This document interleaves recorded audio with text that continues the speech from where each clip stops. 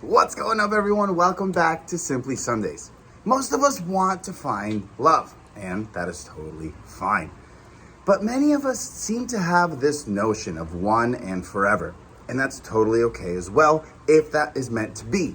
However, sometimes life doesn't work out the way we want it to, so how about we put a different spin on the one?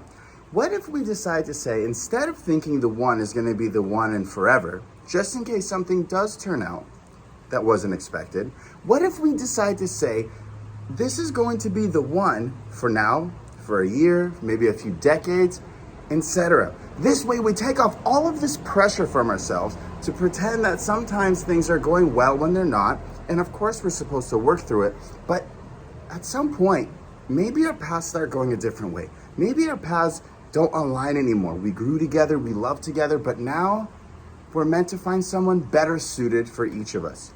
So the next time you're thinking about love, whether you want to find it, whether you're in it now, try to have that different outlook. Try to tell yourself, you know what? I want to have you as long as we're both growing and as long as we're both happy.